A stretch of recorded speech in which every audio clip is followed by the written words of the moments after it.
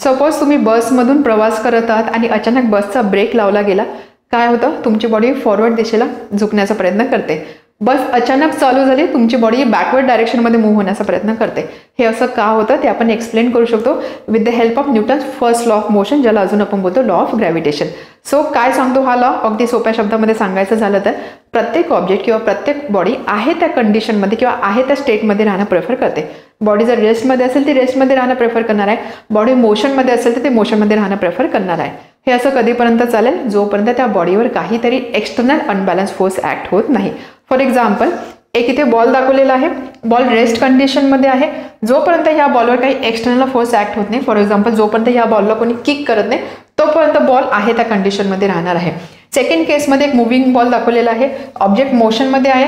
हा ऑब्जेक्ट किंवा हा बॉल मोशनमध्येच राहणं प्रेफर करणार आहे जोपर्यंत त्यावर काहीतरी external force, for example force of friction act होत नाही. सो यालाच आपण बोलतो Newton's first law of motion. And object continues to remain at rest or in a state of uniform motion along a straight line unless an external unbalance force acts on it. कोणताही object रेस्टमध्ये राहण्याचा try करेल किंवा जर तो मोशनमध्ये असेल, uniform मोशनमध्ये असेल along a straight line, त्या मोशनमध्ये राहण्याचा किंवा त्या स्टेटमध्ये राहण्याचा तो प्रयत्न करेल जोपर्यंत त्यावरती काहीतरी अनबॅलन्स फोर्स ॲक्ट होत नाही. आपण जे बसचं एक्झाम्पल घेतलं त्यामध्ये काय होतंय? बस मुव्हिंग आहे, बससोबत आपली बॉडीसुद्धा मोशनमध्ये आलेली आहे. ज्यावेळेस ब्रेक लावला जातो त्यावेळेस आपण असं बोलू शकतो आपल्या बॉडीवर काहीतरी एक्सटर्नल फोर्स ॲक्ट होतोय. सो या चेंज ऑफ मोशनला रेजिस्ट करण्याची बॉडी प्रयत्न करेल आणि त्यामुळे आपली बॉडी ही फॉरवर्ड डायरेक्शनमध्ये झुकणार आहे.